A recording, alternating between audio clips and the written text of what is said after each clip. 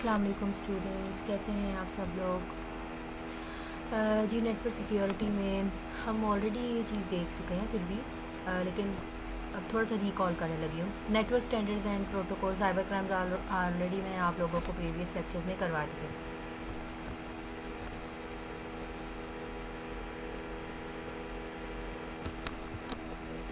Okay जी, security standards क्या होते हैं, स्कोप क्या है।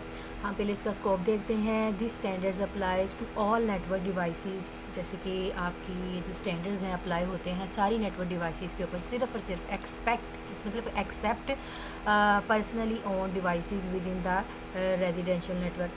तो सिक्योरिटी जो आपके बेसिकली स्टैंडर्ड्स होते हैं वो आपकी पर्सनल कंप्यूटर से पर्सनल डिवाइसेस के ऊपर तो नहीं, लेकिन जो टोटल हमारा नेटवर्क फैला हुआ है उसके ऊपर लगते हैं।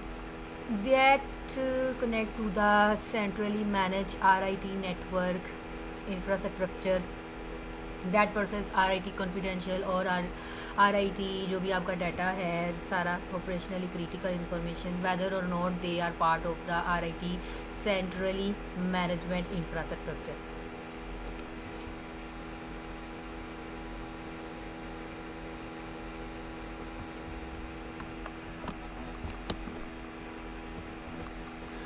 तो बेसिकली RIT अब ये है क्या चीज़। RIT बेटा जी आप लोगों के नेटवर्क की टर्म की बात करते हैं तो रेडियो जो इंटरफेस है, टेक्नोलॉजी है, टेलीकम्युनिकेशन होती है। तो डिफरेंट टर्म्स हैं इसकी। आज तो ये सिस्टम को भी रिप्रेजेंट करता है। Security standards requirements. The following security controls are required to be implemented. तो हमें ये चीज़ें जो है वो रिक्वायर्ड होती हैं इम्प्लीमेंट करने के लिए। Currently deployed RIT network devices. तो करंटली हम RIT जो नेटवर्क है तो ये वही है रेडियो इंटरफेस, टेलीकम्युनिकेशन और technology. If an RIT network device currently deployed is not capable of complying with a specific requirements of the standard, then the specific requirements is waived for that device. मतलब कि पहले RIT network जो है वो deploy नहीं होता, capable नहीं होता, लेकिन उसकी स्पेसिफिक रिक्वायरमेंट्स उसके स्टैंडर्ड्स को फुलफ़िल करना पड़ता है। All other RIT network devices currently deployed should comply with all requirements of the standards. तो दैन वो जो RIT नेटवर्क डिवाइसेस होती हैं करंटली डिप्लॉय की हुई तो वो सबके साथ क्या कर दी जाती हैं, as a standard security standard जोड़ दी जाती है। तो सेकंड है purchase and deployment of a new devices. जब हम सिक्योरिटी स्टैंडर्ड्स की बात कर रहे हैं तो बच्चों इसमें आप नई चीज़ें, जैसे आप राउटर भी है तो राउटर का भी एक स्टैंडर्ड है, स्विच का भी स्टैंडर्ड, तो हर एक डिवाइस का अपना एक स्टैंडर्ड है। तो हम एक जब परचेज़ करते हैं तो उसका एक स्टैंडर्ड जो है वो भी लेना पड़ता है, वो भी बाय करना पड़ता है। तो वो ऑलरेडी भी डिवाइसेस में ऐड होता है।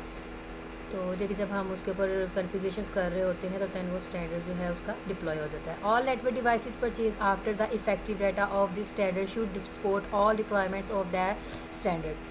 तो ये डिपेंड करता है कि उसको कौन सा स्टैंडर्ड जो है उसके डिवाइस के मुताबिक उसको अप टू डेट रखेगा। तो ये मुझे स्टैंडर्ड्स को इतनी डिटेल में बताने की ज़रूरत नहीं है, आप लोगों ने ऑलरेडी देखे हुए स्टैंडर्ड इफेक्टिव और डी जोर होते हैं ना, दो तरह के होते हैं।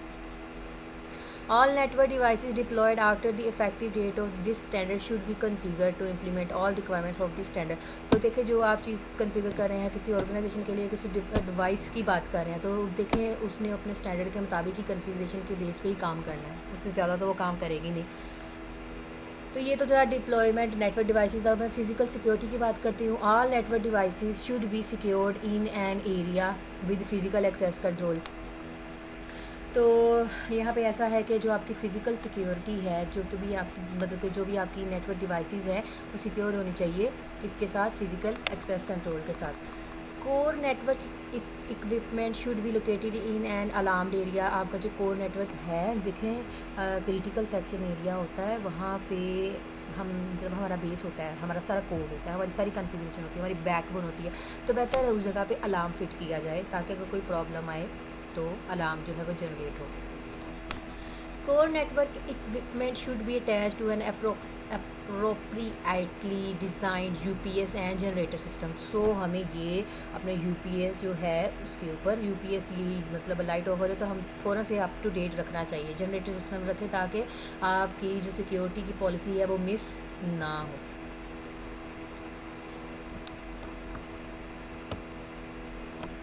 ओके यहाँ पे RIT नेटवर्क के डिप्लॉयमेंट की डिवाइस की बात करते हैं, फिर वही वो चीज़ें रिक्वायरमेंट्स।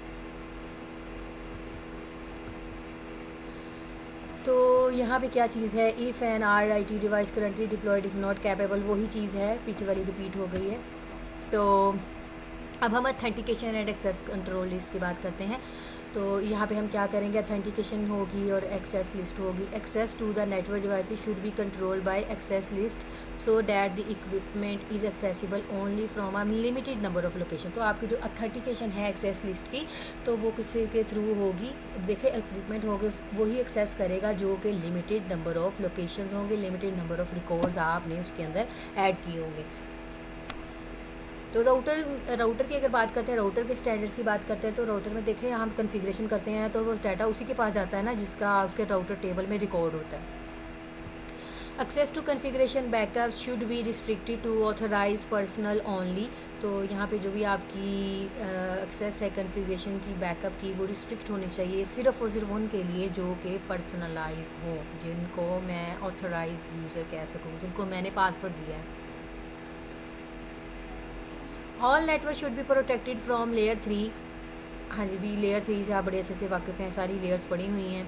तो लेयर 3 बहुत प्रोटेक्ट होनी चाहिए, वहीं पर सारी आपकी कमांड्स पड़ी होती हैं। Router layer, IP address, spoofing, इन चीज़ों से हमें बचना है। All external connections to RIT should be protected by an access list and that blocks higher risk TCP UDP ports. हाँ जी TCP IP तो है, उसके बगैर तो आपका इंटरनेट कभी काम ही नहीं करता। तो ये ऐसा प्रोटोकॉल है। और UDP आपका पता है कि यूज़र डाटाग्राम प्रोटोकॉल है। दिस लिस्ट इज मतलब इन सब को जो है वो सिक्योरिटी प्रोवाइड करनी है। This list is maintained by ITS and is viewed by ITS on the yearly basic और as a needed. Changes are subject to the changes control process. अगर हम उसके सब्जेक्ट चेंज करते हो तो फिर उसका हमें कंट्रोल प्रोसेस भी चेंज करना पड़ेगा।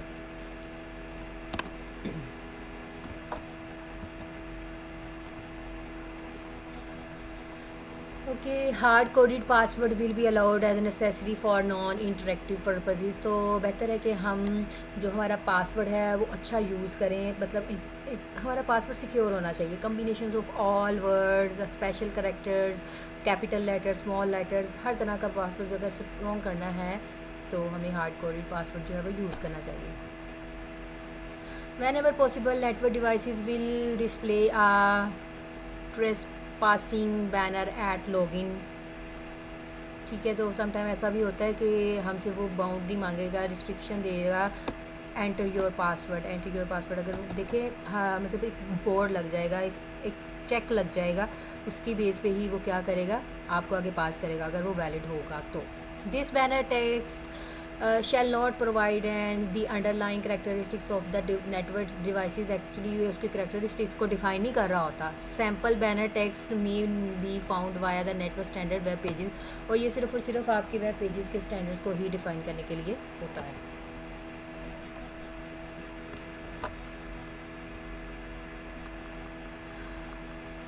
तो यहाँ पे 5th आता है आपका network management. On any 802.1q trunk the native VLAN virtual LAN should not be virtual LAN 1। मतलब कि वो virtual LAN 1 नहीं होना चाहिए। तो अगर आप VLAN कनेक्ट कर रहे हैं तो वो उसी से ही रेलिवेंट होना चाहिए। Plain text protocol should not be use in network management. आपका प्लेन टेक्स्ट प्रोटोकॉल नहीं यूज़ होना चाहिए आपके नेटवर्क मैनेजमेंट में। मतलब कि सिक्योर है तो फिर वही साइफर टेक्स्ट यूज़ करें। Management traffic should be separated from user traffic. Network device management interfaces should be on a management network. मतलब आपकी जो मैनेजमेंट की इंटरफेसेस हैं वो कैसे होने चाहिए, मैनेज होने चाहिए। Any console ports use for device management should be secured by the user name and password.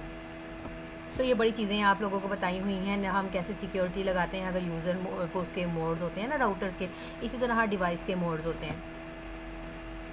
Network management services should transition from SNMP simple, वो जो आपकी सारी न्यू टेक्नोलॉजी मेल, ठीक है जी, ये प्रोटोकॉल्स हैं, मेल के ही प्रोटोकॉल हैं लेकिन न्यू टेक्नोलॉजी से रेलिवेंट है, ये उसके वर्जन्स हैं।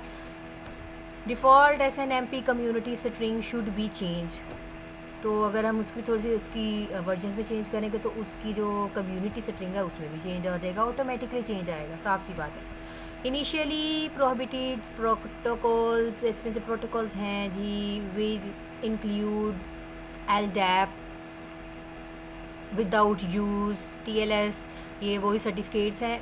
हमने ये सारी चीज़ें की हुई हैं, इसका ओवरव्यू हो रहा है, तो आप इनकी एब्रिविएशंस को सर्च करें या फिर अपने प्रीवियस लेक्चर सुन लें, वहाँ पे ये सारी चीज़ें आपको बताई हुई हैं। SSL क्या है, ये ETC, दैट्स ऑल, सारी चीज़ें आपको बताई हुई हैं।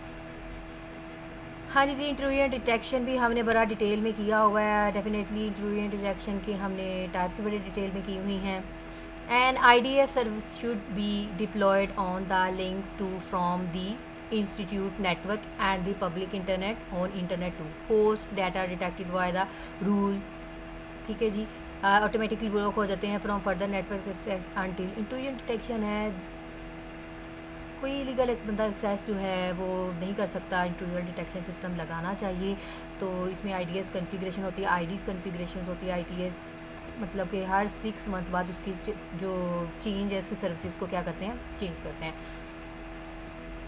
तो यहाँ पे सिक्योरिटी स्टैंडर्ड्स आते हैं, एंटी-आर्प स्पूफिंग है, anti ARP spoofing technology should be deployed on user edge network devices. आपकी जो आर्प स्पूफिंग टेक्नोलॉजी है वो हर नेटवर्क की यूज़र एंड पे होनी चाहिए, लगी होनी चाहिए। Features that support DHCP ARP spoofing should be enabled on network devices to better secure layer 2। तो यहाँ पे डायनेमिक होस्ट कॉन्फ़िगरेशन प्रोटोकॉल और आर्प की स्पूफिंग जो है, स्नूपिंग शुड बी इनेबल्ड होनी चाहिए, हमें बचना है इससे, ठीक है जी। तो नेटवर्क डिवाइसेस सिक्योर होना चाहिए, हमारा लेयर 2 जो नेटवर्क है, आर्प उसी के ऊपर ही होता है ना, लेयर 2 के ऊपर, आपकी स्विच डिवाइस के ऊपर। Change control, any changes involving significant risk to the institute network should go through a change control process.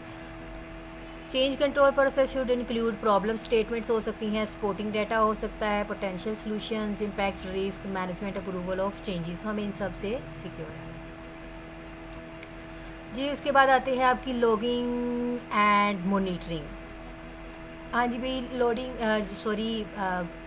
Words ऐसे ही हैं, निकल आते हैं गलत, तो इट्स ओके, इंसान है, गलतियाँ तो इंसानों से होती हैं जी भाई। Logging and monitoring, all network devices should log to login network manager. देखिए जी, लॉगिन करने का सिस्टम का मतलब होता है कि अथेंटिकेशन ये होनी चाहिए। To ensure the integrity of the network, all network devices should be regularly monitored for their ability to be reached by the centralise network. देखिए, एक मेन है सेंट्रलाइज नेटवर्क, बाकी सारे उसके साथ कनेक्टेड है, ठीक है, वो सारी इन्फॉर्मेशन आपके सेंट्रलाइज सिस्टम के पास पहुंच गई है। Any logs including but not limited to network, telecom, security, IDs log, confidential, सारी जो आपकी लॉगिंग और मॉनिटरिंग है वो इसके अंदर मैनेज होते हैं। आपके सिक्योरिटी के स्टैंडर्ड जो है वो इन चीज़ों को मैनेज करते हैं, हर एक इंसान को हर रिसोर्स लोकेट करते हैं, ठीक है, और जो भी रिक्वेस्ट जहाँ से भी आती है उसी ही PC को उसकी रिक्वेस्ट का रिस्पॉन्स दिया जाता है जी। हाँ, पासवर्ड तो भाई बहुत इंपॉर्टेंट टर्म है, आपका स्टैंडर्ड तो है ये बहुत ज़्यादा, हर जगह पे तो पासवर्ड लगाए हुए हैं। हम फेसबुक देख लें, ट्विटर देख लें, हम याहू मेल, Gmail, जो भी है, हर जगह पे पासवर्ड लाजमी आपसे कहते हैं कि लगाएं। पासवर्ड और network devices should be change in accordance to with the currently stated password standard. Network administrator shall disable और change all the manufacturer default password. तो बेटा जी, इसके अंदर आपके जो पासवर्ड्स हैं, वो स्टैंडर्ड्स हैं, वो हर एक जो सर्विसेज आपको प्रोवाइड की जाती हैं इंटरनेट पे, नेटवर्किंग की हो या वेबसाइट्स की होस्टिंग की हो, तो वो डिफरेंट स्टैंडर्ड्स हैं कि उन्होंने पासवर्ड को कैसे प्रोटेक्ट करना, कौन से SHA यूज़ करें हैं, MD5 यूज़ करें हैं, वो तो डिपेंड हो रहा है ना आपकी ऑर्गेनाइजेशन के ऊपर। चलिए जी स्टूडेंट्स, ये था आप लोगों का लेक्चर, होप सो इसमें तो कोई कन्फ्यूजन वाली बात ही नहीं है, ऑलरेडी हमने ये स्टैंडर्ड्स किए थे, तो बस उसको गो थ्रू किया। अपना बहुत सारा ख्याल रखिएगा। अल्लाह हाफिज़।